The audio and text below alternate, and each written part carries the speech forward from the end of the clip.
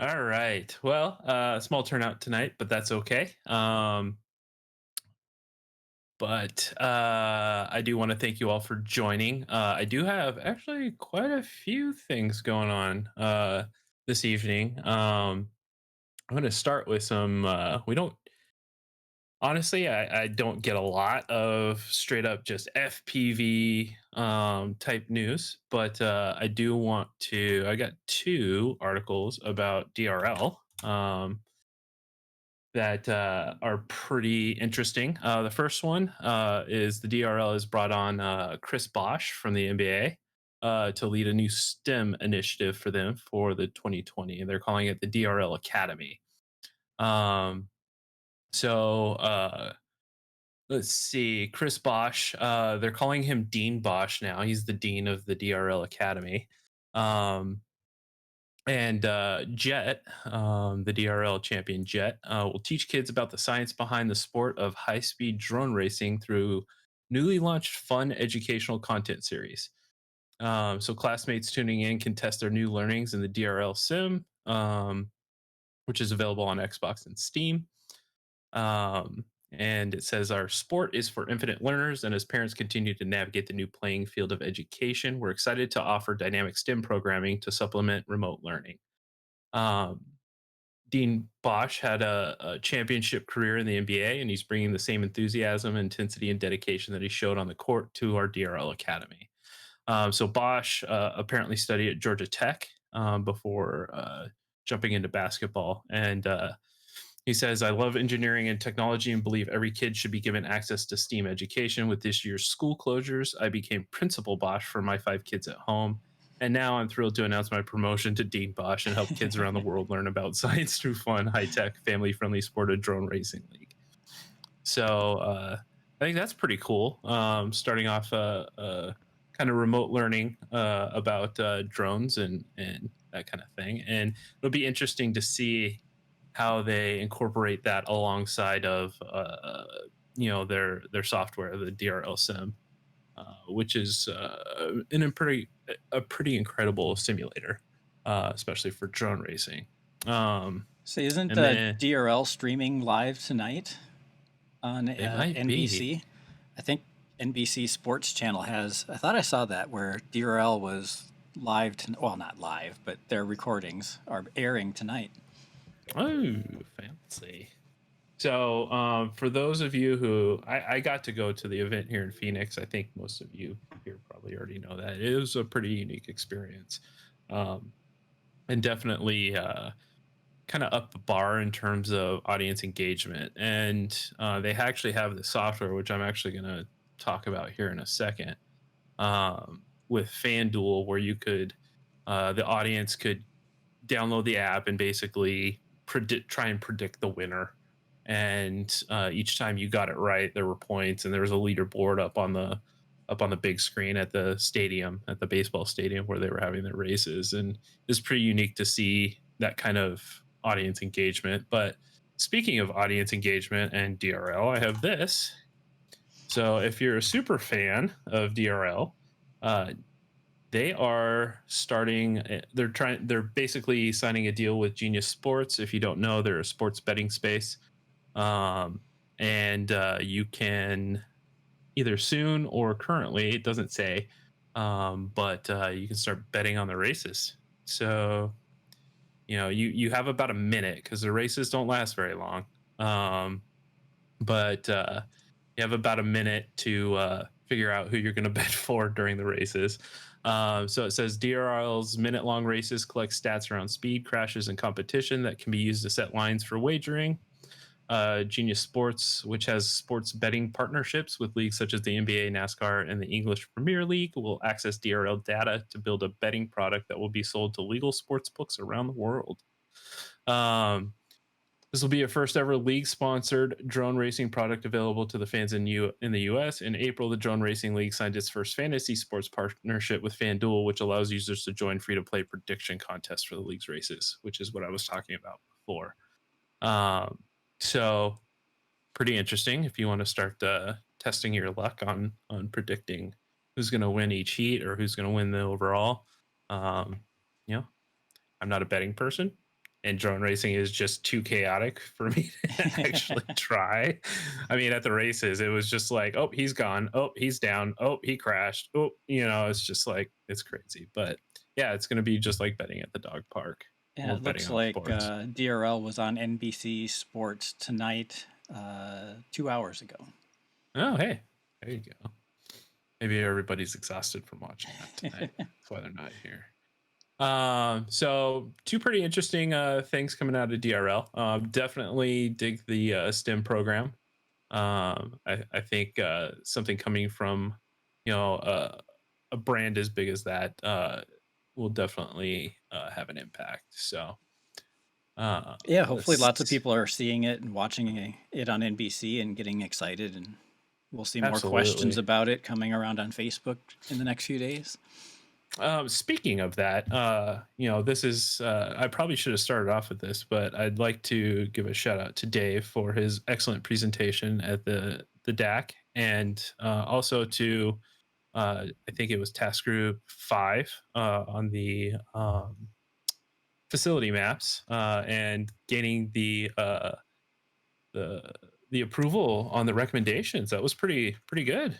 Yeah, as Dan commented in his summary of the whole meeting, the upside on the UAS facility map tasking group was that the FAA accepted the recommendation to split the grid squares. So what was approximately 1 mile squares will now be 4 quarter-mile squares. So that's really positive from the perspective of if you live in a city area close to an airport, chances are you can now fly or once this is changed. So 2021 is Yep. it's not going to happen overnight, but very positive that they accepted that.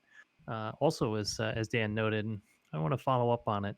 They made no mention in the response, either in the write up or in the verbal, with respect to shielded operations. I And so did we notice. did, we got I brought that up in the tasking group, the whole 26 people from manufacturers to UAS manufacturers, general aviation associations, etc., was very well received, and they were very Mhm. supportive of the idea. We put it in the recommendation, and unfortunately, the FAA looks like they've just ignored that recommendation. Yeah, I was Right. wondering if I had just missed something or what, but they talked, Yeah. like, oh, here's the FAA's response to all this other stuff. And they acted like that was not in the submission whatsoever. Yeah, Yeah, it was really interesting. So, for those wondering why the breakup of those segments in UAS facility map is important, Dan kind of interacts with this on a regular basis where um, you could be on the outskirts of a particular cube or square on the facility maps, and it may not require you to use Lance if you're just on one side of it, but it's still within the square, but it's not within the circle, and it gives a little bit of a delineation. Also, with those squares being kind of broken up more, there can be a greater range of areas where there may be less zero space or less 100-foot space exactly. in terms of being able to fly at greater altitudes. So that's a pretty big win, and I do appreciate that. And then the other one that I wanted to mention, it was part of the same uh, recommendation, was using more data to kind of delineate where those altitudes would be addressed. So at the beginning of the UAS facility maps and lands, my understanding was that the airports themselves, when they submitted those altitude, the airports themselves submitted those altitudes. They weren't necessarily data driven or risk assessment driven. Yeah, Whereas with the yeah. new recommendation, The local air traffic management folks were given a very short amount of time. They were given criteria and spreadsheets and mhm, a- asked, quote, to turn it around very, very quickly. So there was not a lot of data, not a lot of time, and so we were very fortunate. We had on that tasking group, we had the chair of the group was the CEO of Reno Tahoe Airport Authority. Dean Schultz with the EVP and the same authority, and I worked on that group and led the whole team. We had multiple air traffic management from Alaska, LAX, Memphis, DFW. So there were some really top notch air traffic management people, and they were not defensive. It was just amazing. I think they came on because they joined after the group formed. And so there was a coalition or a caucus of air traffic management. And once they got the feel of the group, boy, they were just incredibly helpful. And so they were very interested in, we would like better data. And so we came up with the idea of using the various takeoff and landing tracks, of using structure data, and the FAA helped. And so it was that, yeah, that was a very, it was what we thought would be a very fractious or very contentious set of discussions turned out very quickly to be very supportive on, yeah, let's do this, let's do a better job this next time. And so it was, so I was very heartened that the reaction from the FAA was consistent with that, was very positive, with the exception of shielded operations, which was Right. a null response. So we'll see if we can get an answer on that. Yeah, absolutely. And if not, we need to figure out a way to work it into the next task. Yep. Well, absolutely. Keep pushing. That's right. So Yeah, the other, oh, go ahead. And this is, it just it underscores our approach in FPVFC, which is to try to change things from within. Is that because we were working and on that tasking group and subsequent groups, now 5 of them, I think we've had an influence on, not I think, I know we've had an influence on creating and adding recreational content to the recommendations that have gone to the FAA. So here's some good tangible results on that. Absolutely. And I was about to say, in response to the safety culture presentations of Keynote was the recreational one, and as well as the small operator one that you presented for. And I think the key takeaway from that, and we've been talking about it for months, is the one size does not fit all. And I think even more key was citing that there wasn't one or even any major safety violations or incidents that would result in crazy regulation. Yeah, and So we brought up a number of times, and the manned aviation group was getting a little tired hearing about it. That in the last, there are we it was worded very carefully. There have been no records of fatalities of UAS flights that were electrically powered. And so, and we wanted to, there have been a number of fatalities over the last 20 years in model airplanes, and it's I think 5 or 6 in the United States, and one was a helicopter, and there was one that was a spectator, but it's literally a handful as opposed to the thousands that from general aviation. created with general aviation. So the number is 0 electrically powered drones. That's everyone was okay with that, and from that we got 2 phrases that were really important. The one is what you said, Josh, that one size does not fit all, and we got absolutely everyone to key on that one and agree with it. And the other was that we want regulations to be proportionate to the risks, and that's all about, look, it's safe. So what do you want the regulations to be if it's safe? So, this is, we all feel that a lot of the NPRM from remote ID was created on a security basis, which was behind the green curtain. So it wasn't based on safety. So we'll see. Or that's my personal speculation. So we'll see what comes of it in the final rule. Yeah, there was a lot of great quotes from that DAC meeting. And There was.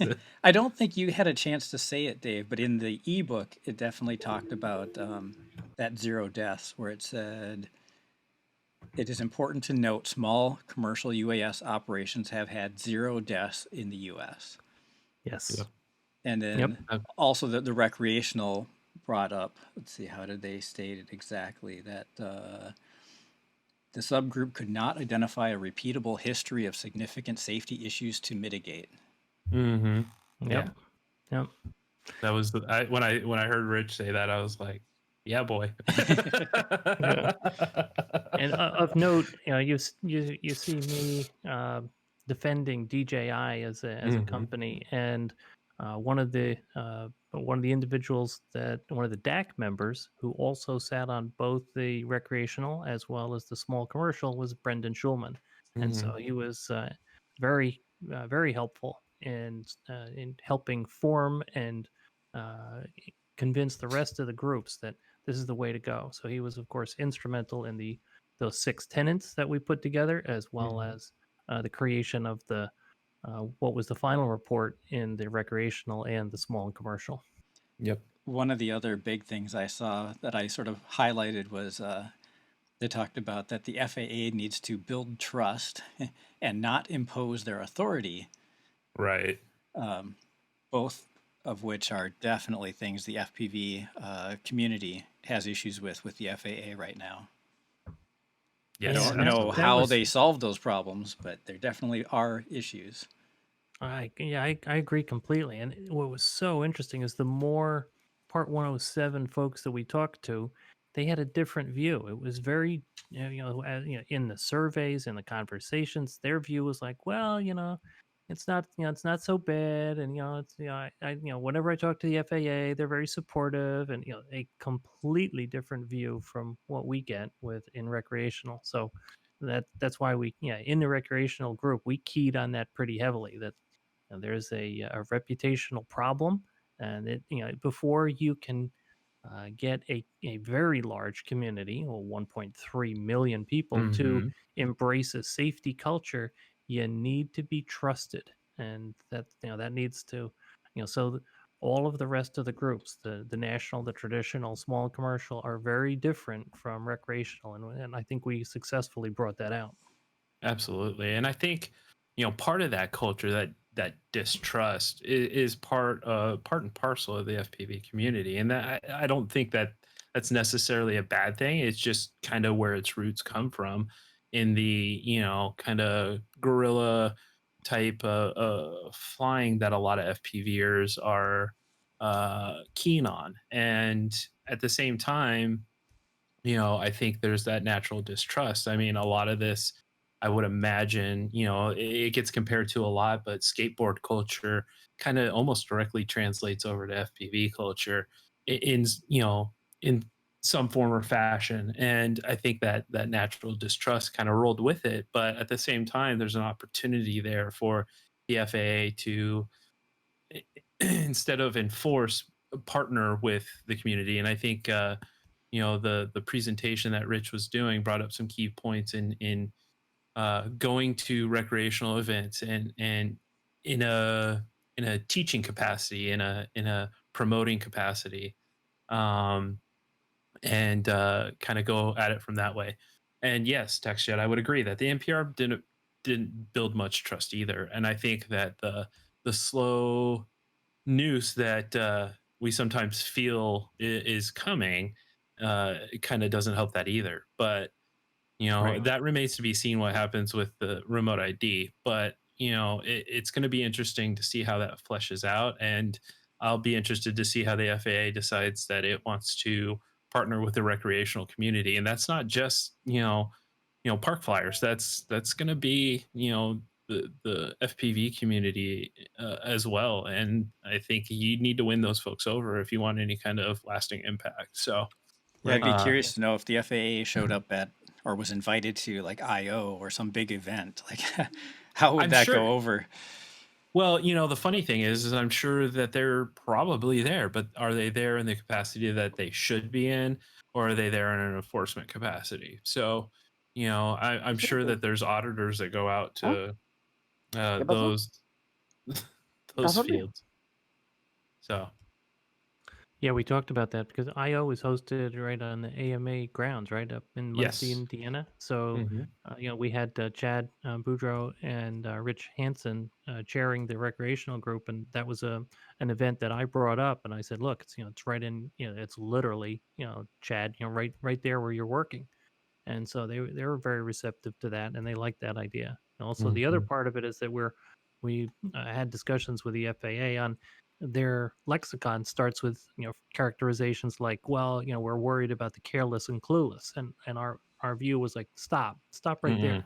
Yeah, they Yeah. keep If bringing you that up. if you're going to paint any percentage of our population as careless and clueless when the safety record is so spotless, you're going to get a negative response and you're not going to help trust. So this is where we in the recreational and the small and commercial keyed on the psychological side and the relationship Hmm. side, where you saw the traditional and national groups moving on to, well, we think we've got that. The culture is really about process and paperwork and reporting, and that's not to denigrate that at all. And it's they have great processes for what are very risky operations in manned aviation, and we're I think we were successful in bringing a lot of a lot of people were opening their eyes and accepting that we have a Hmm. different situation in recreational and small and commercial, and Yep. hence the not no one size fits all. Yep, and So that yeah. that talk Absolutely. about all the paperwork is definitely scary to a lot of recreational pilots. Like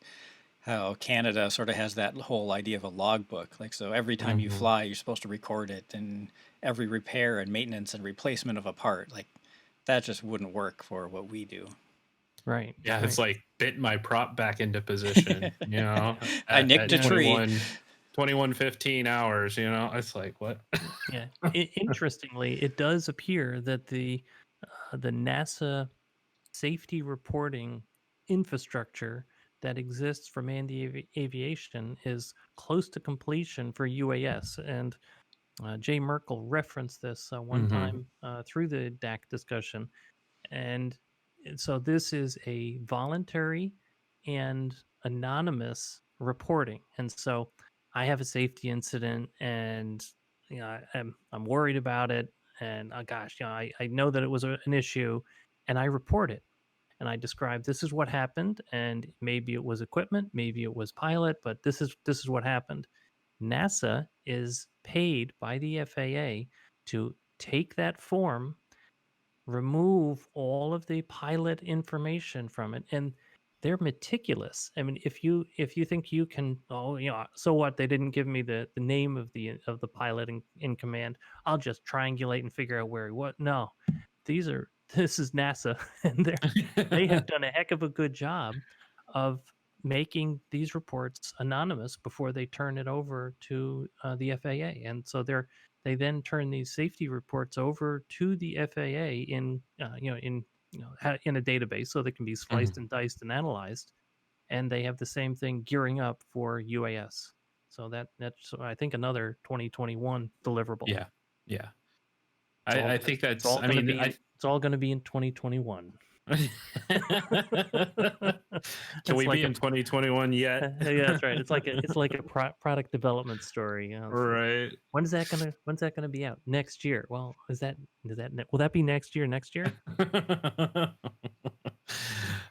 So the other interesting thing I thought that came out of the DAC, and sorry to interrupt the news for this, but I feel it's probably a little more interesting, was the new task group on remote ID impact on low flying operators.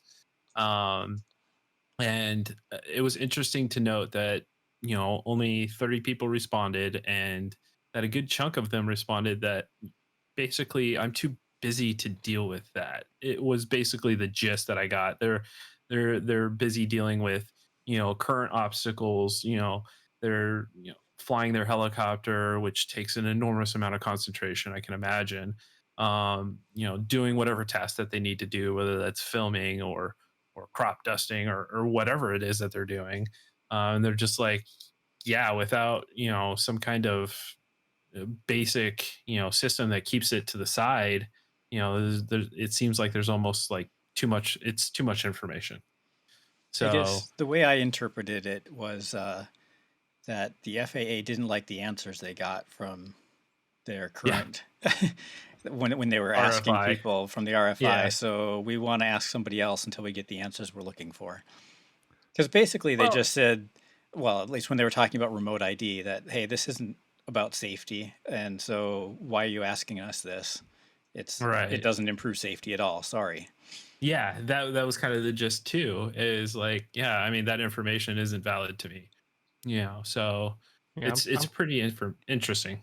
I'm quite excited about that tasking group Yeah. because I agree. I agree with you both. The FAA, from what I heard, they didn't like the answers they got, and there's a lot going on from helicopter pilots who are police, their fire, their search and rescue on fixed wing. It is, as you mentioned, crop dusters, and these are folks who are flying under 400 feet all the time. And so it's that this is part of the general aviation community that is in the airspace that will mix with UAS. Yes. So, to the associations have a very hard line on detect and avoid is the responsibility of UAS. Full stop. We don't want anything to do with UAS.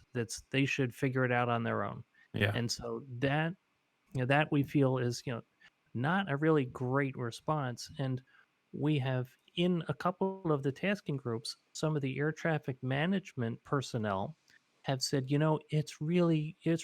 would be great if we had information that if we wanted to know, we could see, oh, is there a drone flying over here? Did someone get Lance, approval? We don't need, as we all know, if you're in one of the it's now more than 700 airports that support Lance, you can get approval. And so these folks are, they're optimistic and they want to be, part of it and aware. And so there is a contingent that's like, no, hang on a second, having the data and integrating it into our system, and that is, a more of an open mind of UTM and ATM. So UAS traffic management and air traffic management, as opposed to nope, we don't even want them to be aware that the other exists. So I'm really encouraged that this is a step forward. And of course, there's a lot of people who would like to turn it around and say there's way more unmanned aircraft out there. Why doesn't the manned aircraft let us know when they're in the airspace so that we can avoid them? Exactly, and Right. that of course was the position that we documented in the remote ID DAC recommendation to the FAA. And so the phrase that we said is, if it's being flown by a person, it should be squawking. And so the view is we don't care if it's an ultralight or if it's a J3 Cub or if it's a Stearman or a Sopwith Pup. We don't care. It should be squawking. Yeah, and I agree with TextJet. I know you can generally hear them coming, but you also hear stories of, this helicopter came out of nowhere because it was flying 100 feet off the ground. But oh, exactly. I was training fixed at an AMA field, training a student pilot, and I had a Huey come buzz our field at under 100 feet, and I had to make sure that the student was well away as this Huey came buzzing our field. I'm sure it was fun for him, and legal. But it was, it could have been a real mess if we had run into his aircraft. Or did you see? I think XJet had one of his recent videos. They had like a jet flying day at their airfield, and somebody decided to come and do a bunch of touch and goes on the runway while it was closed for RC jets. And they just came in, did a bunch of landings, and then took off. Yeah. You don't notice all of these jets that just parked when you came in and are staring at you as you're riding by? Really. Really. And so I agree that sound is a good indicator, but what we would like is right now the coverage or the number of manned aircraft that have ADS-B out in the United States is about 50 to 56%.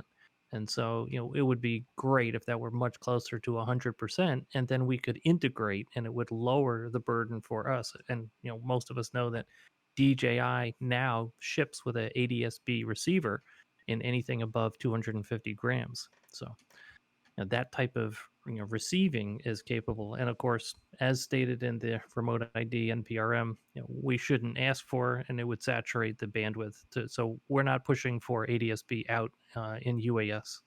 Yeah, that was No. another thing that one of the answers they got back from the manned aviation was, well, yeah, we already have ADSB. Tell all the drones to use it, which obviously in the NPRM was the exact opposite, which was another part of, well, the FAA didn't like their answer. Right. Yeah, and text jets on it on ADSB, and yep.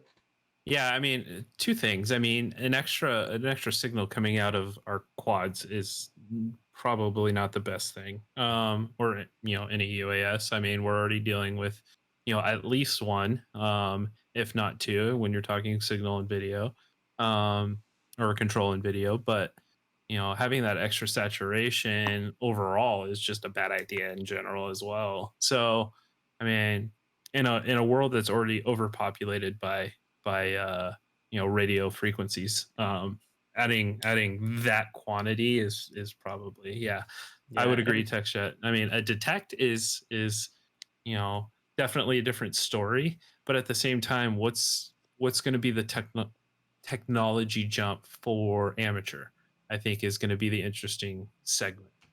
So, and this keys on, did it transmit that Houston Mills at the end of the discussion when Michael, gosh, I'm going to get his last name mixed up, the chair, Charles Clausen, asked for additional comments, and Houston Mills, VP UPS flight operations, spoke up and said, I'd like some flexibility on the type certification, particularly and obviously for UAS. And so he said, I'd like this considered by the FAA as a future tasking group initiative. Yep. That was really significant in the sense that we've now gotten a couple of hints from things that Administrator Dixon has said, that if you're going to fly BVLOS or above people, you're probably going to need a 135 or, I don't want to say 91 certification, and the aircraft will need to be type certified. So all of that in extreme abbreviations and gobbledygook, to me nets out to that there's going to be a real delineation. If it's going to be BVLOS, it's probably going to have some sort of remote ID transponder on it. The airframe is going to be under lots of restrictions, and the pilot is going to be required to have a lot more training and testing than a Part 107. Could you explain real quick what type certification is? It's the manufacturing certification and airworthiness sign-off by the AFA of a manufacturer. So somebody like DJI builds and designs a drone, they send one to the FAA, they say, yep, this one's good to go, but only this exact model. They test it for a year. They take it through. Then you have to prove that the quality assurance in your manufacturing location can produce UAS to that same to within tolerances, and then exactly. You have to then only that aircraft in that exact configuration, that shape, that that body, that motor, that those battery, motors, that everything. So I don't know if it's it goes into the internals, but it is absolutely external configuration. Yeah.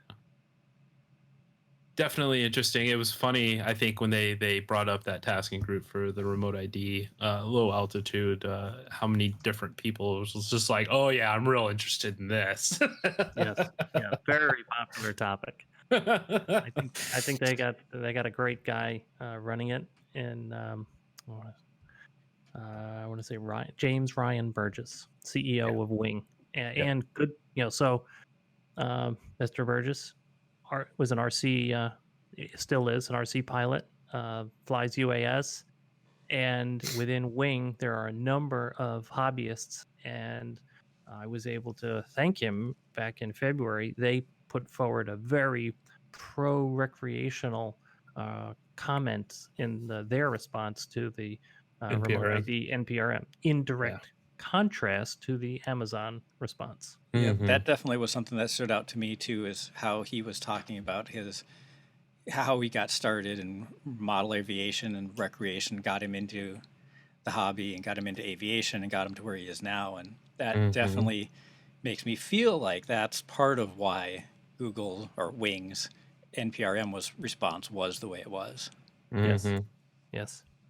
He's understanding where people are coming from into the industry, and I Mm-hmm. think that's pretty key. And it's nice to kind of have, that it's, not direct representation, but that side representation. That lateral where he currently is a recreational pilot. Brendan Schulman's currently a recreational pilot.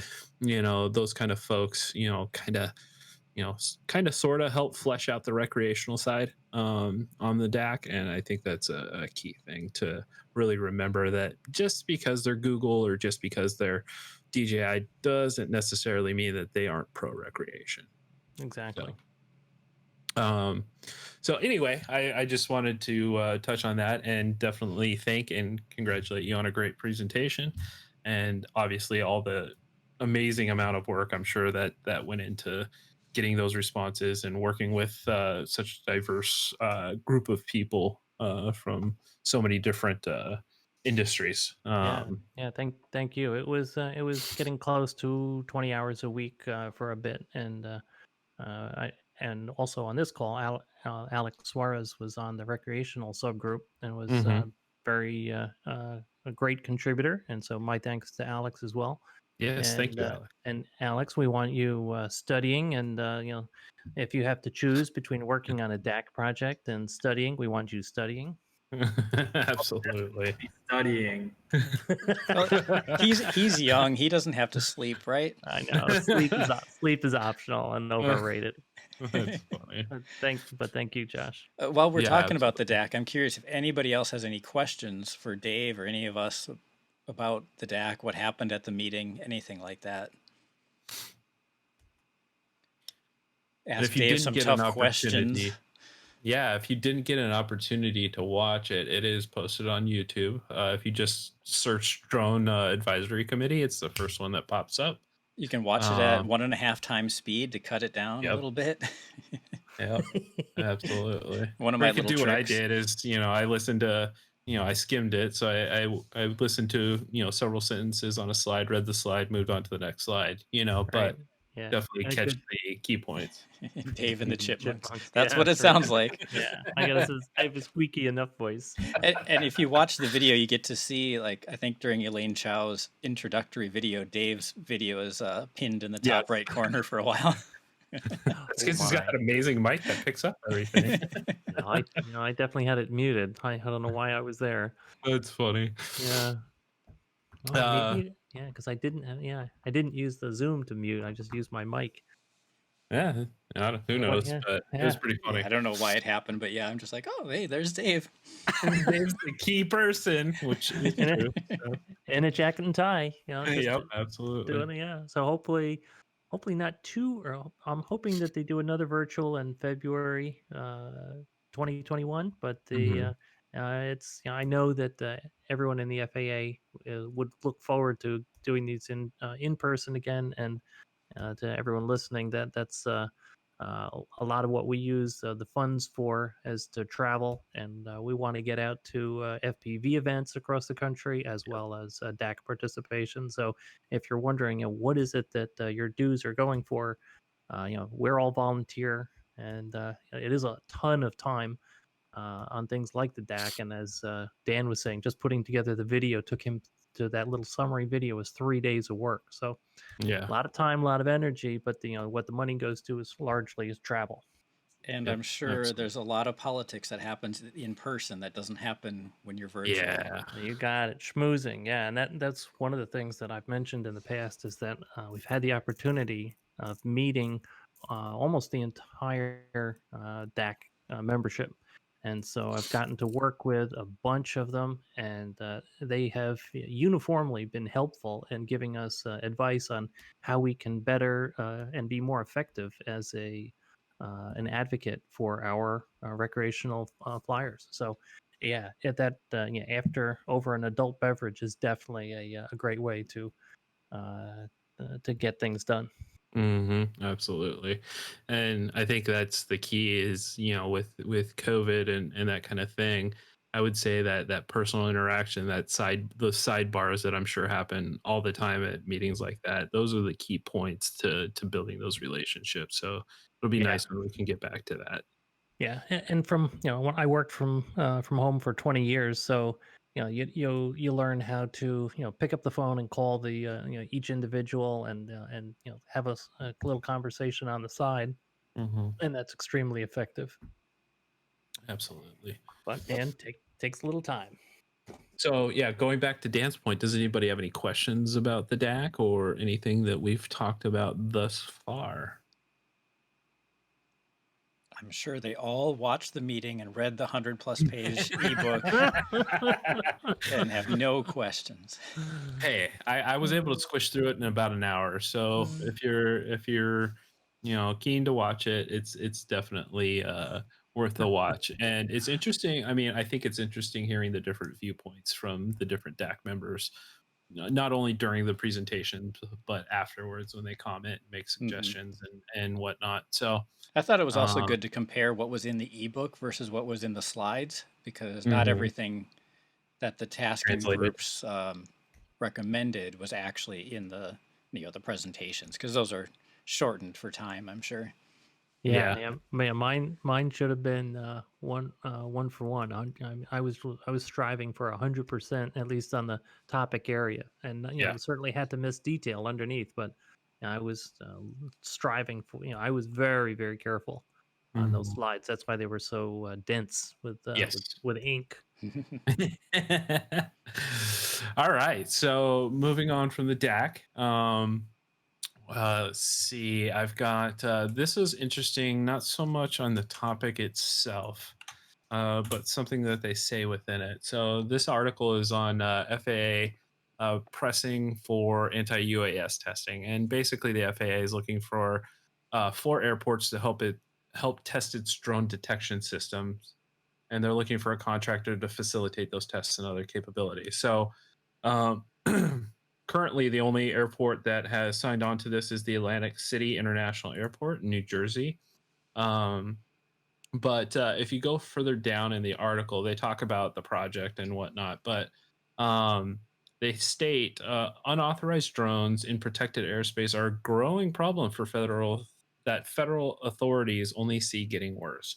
Although the pandemic put a damper on big public gatherings beginning last winter, the Department of Justice said in an October 13th statement that it had detected hundreds of unauthorized unmanned aircraft flying near major public events in the last 12 months. The Department of Justice said that between October 1st, 2019 and September 30th, 2020, the FBI's counter drone support for big public sporting and celebration events had detected over 200 drones flying in protected airspace around events.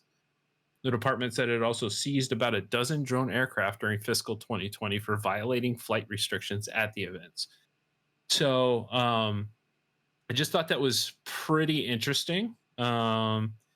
That I'd like to see the data behind that, but at the same time, we do know of a couple. There was a baseball game. Was it the Was it the Yeah, the, Twins the game? Twins Yeah. game was one earlier this spring, I think.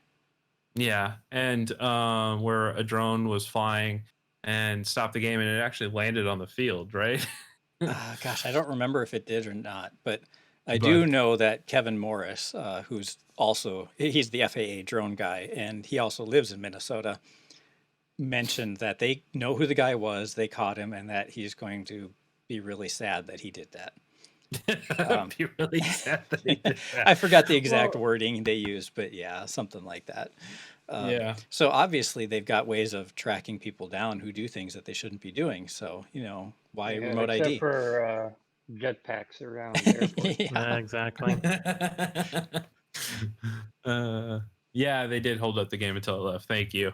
I couldn't remember if that one landed or not, but Because a DJI Phantom or whatever that was, is going to harm that non-existent crowd of the baseball game because there was no public there. right, It was right. a cardboard Yeah, it's going to hit the cardboard cutouts.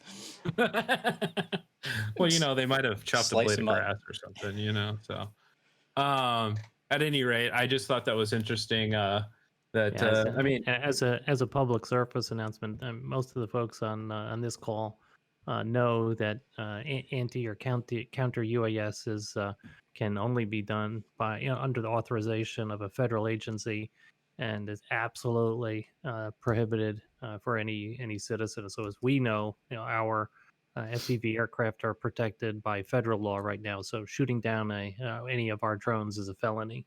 Which So also happened this- in Minnesota this year.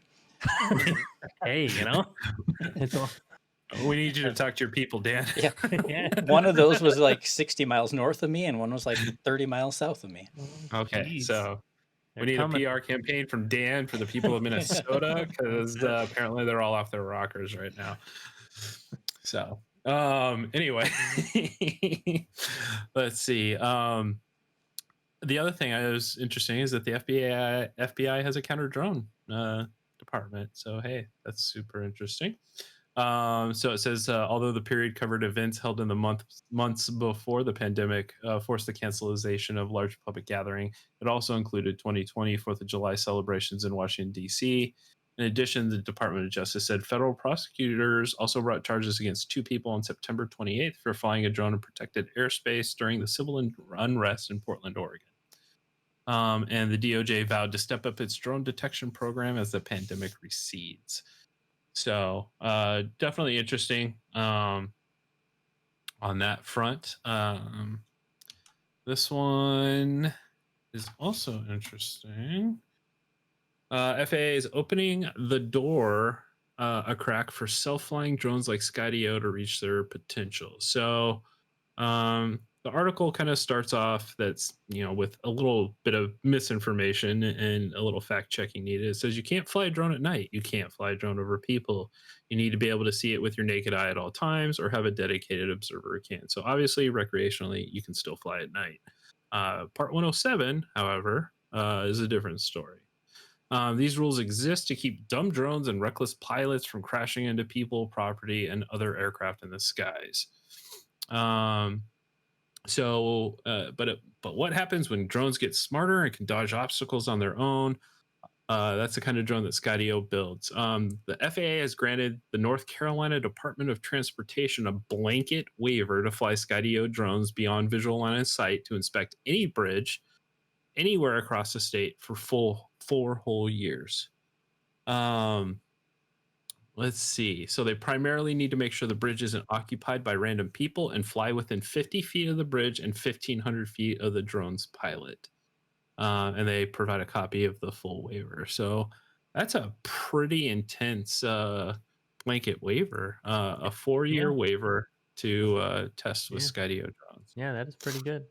So And TextChat has written that part 107, you need to have a bright light that's visible from 3 statute miles. In addition, you need a waiver. You Yes. cannot simply fly at night. Was that something that it's, changed over the past few years? I don't remember, but I definitely may have have, heard but that it's- you don't. That you the can't latest, fly at night. The latest is definitely no flying at night, and they define Without as a waiver. 30 minutes after, and this is one of the test questions. Yeah. Let's see. Last October, the UPS won FAA approval to operate a drone airline with a Part 135 standards certification, and Amazon's Prime Air got the same certification too, as well as the Chula Vista Police Department in California got approval to fly its Skydio drones beyond visual line of sight in emergency situations, as long as they didn't fly higher than 50 feet of the nearest obstacle. Now, this is an interesting statement because this brings back into play shielded operations. So they granted the Chula Vista Police Department basically shielded operations authority in emergency situations, and also to stay within 1,500 feet of the pilot and return to visual line of sight as soon as practical. So, number one, they're doing basic shielded operations. Number two, in the remote ID in PRM, we were given a 400-foot bubble, whereas they're granting 1,500 feet here. So this is the part I thought that was interesting. And they're calling it tactical beyond visual line of sight. So hey, that's Right, super intense sounding. and this is well, this is also important because the in order to get that tactical waiver capability, you have to have a 135 certification. They also want, I'm pretty sure they want you to have certificate 61. So you have to have you have to be a pilot to be able to fly general aviation aircraft um, In order to do in that. order to do this. So it's Yeah. like, so our good friend Mark Colburn, who is a colonel in the Dallas police, flies helicopter. He literally could do this, but how many people are there across the country that Within the want to fly a drone in a SAR situation. capability and have a full have their pilot Yeah. full scale pilot's license, and not just any license. This is a higher rating. Yeah. I mean, I think the interesting part as well is that they're granting somebody basically shielded operations with, and I don't, it has a link to the approval and I haven't read it. I'm ashamed to say, but I'm interesting if there's a height limit or if it's just 50 feet higher than the nearest obstacle. What if that building's, a Right. 1,000 feet tall, So, um, definitely a case point to allow shielded operations overall. Even I mean for recreational, keep it below 400, but shielded operations, I mean, just absolutely makes sense. So, um, anyway, I just wanted to kind of toss that out there. Pretty interesting that they're getting a blanket waiver in order to conduct bridge inspections. And definitely a whole lot safer, I would imagine, than a person physically going under the bridge and trying to do that, as well as a time saver. But the shielded operations part is really what kind of flew out at me. So, anywho, we got text chat. If you can't see it, doesn't matter if you are 1,500 feet or 2 miles away. Don't get it. Yeah, I mean, I would imagine that they're trying to instill some segment of keeping it near you. I'm sure they'll say it's a situational awareness kind of thing. You'll still have some idea Right. if manned aircraft are in the area or something. Exactly. Yeah. So I mean, from Yeah. that perspective, yeah, it makes sense. I mean, I mean, with the exception of potential long range applications, and not that I'm throwing long range under the bus, I don't fly long range for the most part. So, I mean, 1,500 feet, that's a lot of space, and if that's a 15, I mean, essentially that's a 3,000 foot bubble diameter, so that's a pretty good amount of space. So, um, Although at just 99 definitely, miles an hour, you can cover that really quick. Really quickly, yeah. yeah, you Yeah. sure can. Interestingly, the Pathfinder 3 report that Precision Hawk ran had a lot of discussion on this about visual observers and extended visual observer, and Mhm. so it's so the application of physics and common sense does not necessarily apply here. Right. So, at any rate, this was a pretty good article for anybody wanting a little detail into Lance and UAS facility maps. This is from SUAS News. I'm not going to really like dive into it. We've covered Lance and the UAS facility maps, especially today. We've covered the facility maps in pretty good detail, but um, this is a great tool to figure out how they coincide together, how they work together, and just gives you a little more insight into what's going on. The other cool thing is they called out the Drone Advisory Committee on the two recommendations. The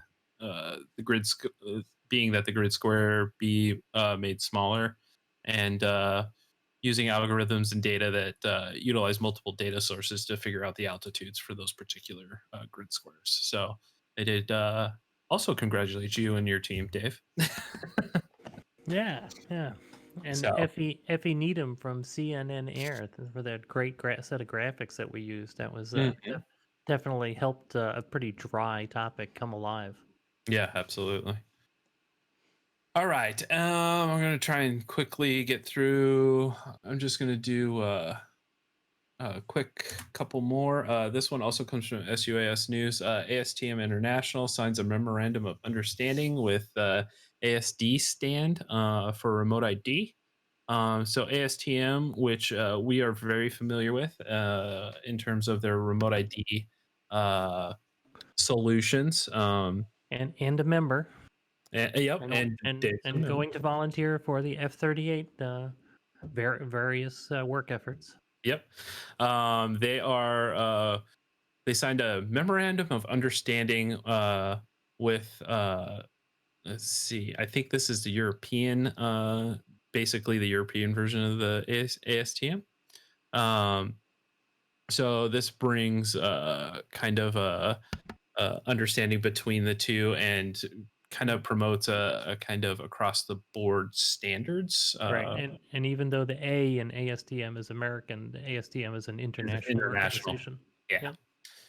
So but they do they have more than 500. The F-38 committee, which Dave was talking about, has more than 528 members from 25 different countries who oversee 25 standards covering the airworthiness, flight operations, and personnel training, qualification, and certification for drones. So the ASD STAN represents the European interest for the standardization. So this could bring about a little more standardization across the globe in terms of drones and whatnot, and it to be, you know, a good thing in terms of being able to understand what you can do in one place versus the other, but also, you know, have a working group together that can bridge a couple divides in terms of technology and regulations and that kind of thing, which could be very impactful.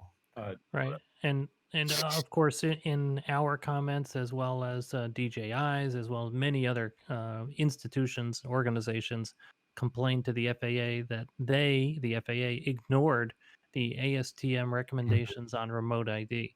Yep. And interestingly, Jay Merkel has repeatedly said that a direction that the FAA is going is to utilize reference standards. And so the ASTM creates reference standards. Yep. So it's faster for the FAA to look at an ASTM standard, accept parts of it that are acceptable, and reject parts of it that are not. So that gets us to a final rule, regardless of the topic, much more quickly. So working with the ASTM is yet another way to influence regulations directly. All right, so and I'm going to do these last two very quickly. I'm sorry we're going over a little bit, guys. So this one is on avionics, which we talked about probably last time, if not the time before that, in filing for a patent for their drone transponder. The interesting thing is not so much that they have received that patent, but that they're filing for a technical standard order with the FAA Aircraft Certification Office. The interesting part of this is it's using ADSB out as a drone transponder, which the FAA has already come out and said that they're not about. So Avionics, in case for those who don't know, they're a part of the Commercial Drone Alliance. And at the same time, is there something we don't know? I guess would be the question. Why would they be creating something that the FAA has already basically touted in the NPRM that they're not even gonna, field that question kind of thing? So Yeah, I'd say maybe it's for the rest of the world, but I don't think a lot of the rest of the world uses ADSB. Correct. They do not. My read on this is it must be. Yeah, there's artwork or processes that they're also covering, trying to get covered in the patent, and the ADSB is just a placeholder. They didn't want to put what the technology is that they're going to drop in. that might be an interesting, idea. So they're saying this unit weighs 50 grams. That's a lot on one of our quadcopters. Yeah. Just saying. Like that's a whole GoPro session, most of it. So at any rate, just wanted to throw that out there. And this one you can peruse on your own time. I think Dave sent this to me. This was the 5 common myths about DJI. So definitely an interesting read. They talk about sending pictures and flight information to China. They talk about whether your customer data will be shared with the Chinese government. That DJI is funded or owned by the government of China. They bust all these myths about DJI, and you know, so definitely an interesting read. I will, state that it does come from the DJI Viewpoints team. However, definitely some good information as well as organizations who have reviewed DJI's drones and software systems to ensure that they are trusted. Basically, they can be trusted to not send your information out to people who you don't want to have them, including government agencies. So Yep. and how they basically work with the Chinese government or don't work with would be the more important thing. Basically, Yeah. they state that DJI can't give your data to the government, the Chinese government, if they don't have your data. And so, Yeah, uh, it's not a state-owned enterprise. It's a privately held company, yep. and they have 2,000 engineers working on drones. Yes. So definitely a good read. It's quick, maybe 5-10 minutes of your time. And definitely has a lot of information beyond it. There's links throughout the entire document that you can click on and even go deeper down the rabbit hole there. So Yeah. One obvious uh, thing to a lot of people is that there's no way your DJI drone is sending your photos and videos to China because you would notice. Like, yeah, if it they was they going out your basically cell have. phone connection, it would take all day to upload. So, Yeah, absolutely. So, definitely interesting, and definitely a good read. So, with that, if does anybody have any questions or comments or concerns? I seems just like there's. have tiny little teaser from JB here. Yeah.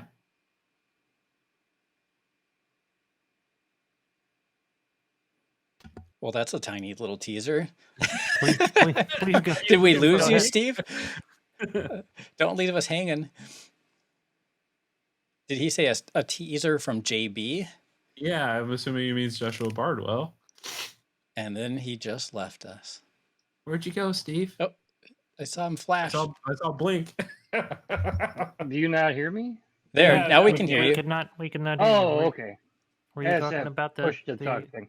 Yeah, so Joshua Bardwell, right. This was in his Discord for the know-it-alls. Anyway, Terence Howard going to be joining him on a live stream to promote a moonshot contest he is sponsoring to create a new kind of multi-rotor flight controller. And the Ooh, initial announcement's going out in Quadbox today, so people will be finding out about it very soon. Oh, interesting. interesting. Cool. Yeah, Thank you for mentioning it. Absolutely. but it's always nice when mainstream folks bring a little bit of light to the hobby. Yeah, and he was at Recognition, yeah. the protest, He if I was. remember right. Yes, he was. Yeah, Yeah, he yep. did speak at the protest, and it was interesting. Definitely having somebody of that caliber be interested in our little hobby. So Well, apparently he's in the drones too, so. hey, you know what? I wouldn't put it past a lot of people. So all right. Anybody else have comments or questions? Sure. I wanted to add one more. I posted this earlier in the FAA regulations thing, but the FAA is going to be reflecting on the IPP on Friday. So they're going to have a live stream talking about what they learned and stuff like that from the IPP. And the IPP Okay, so- is The UAS Integration Pilot Program. Are there any hints that they're going to continue it, Alex, or does it look like no? This is just a close out, and it's been 3 years, I think. I remember at the symposium they talked about they might do it, but in a different way. Oh, I see. Might go on, but I think Okay. at least And where can we find a reference to this? Is on the in the FAA regulations thing. I can post it in the general too. Here, okay. I'll drop it in. I grabbed it real quick. It's gonna be live streamed on YouTube. All their normal. Great. I think we've got it in the general section now. Thank Yep. you. Thanks Okay. for bringing that up. Let's see. Has the FAA made any recent changes? My local AMA field is requiring members to call the tower now. It's a military base. Yeah. So if so military bases don't currently participate in Lance. So that might be why you need to call the tower now. Generally, I was reading earlier on one of the UAS law discussions that you need a COA. So maybe Yeah, your field has a the COA. AMA has been working with the FAA, going through every one of their fields, getting a memoranda of understanding, and so appropriate documentation to fly. Yep, Yeah. with the base. Yeah, so that's probably just one of the stipulations from your local area. Yeah. It would So be, that military seems weird base. that the base would want to hear from people every time they go fly, but if that's what they say, Yeah, I mean, I know there was a local chapter, just a local little group, the Gilbert Quiet Flyers. I don't know if they're still around, but they were pretty close to the Chandler Airport. And anytime you went up, uh, or anytime you went to the field to fly, you'd have to call the tower. Now that was before Lance, so but yeah, I only flew with them once, and that was more of a demonstration of the drones. Not first person notifies the tower, and the last person out notifies. Yeah, that makes sense. That was pretty much the pretty standard Ah, for the other guys too. Good, that's reasonable. Yeah. So, but yeah, being a military base, that would be a reason why. Absolutely. So, any other questions? All right. Well, I want to thank everybody for joining. Definitely great discussion, and definitely some good outcomes from the DAC committee meeting. But at any rate, thank you, Dave. Thank you, Dan. Thank you, everybody. We really do truly Yep. appreciate it. Thanks for coming, everybody, and we should be back again in 2 weeks. Absolutely. Thank All right, you. Have a take good care. evening. Nicely done. Good evening, guys. Thank you.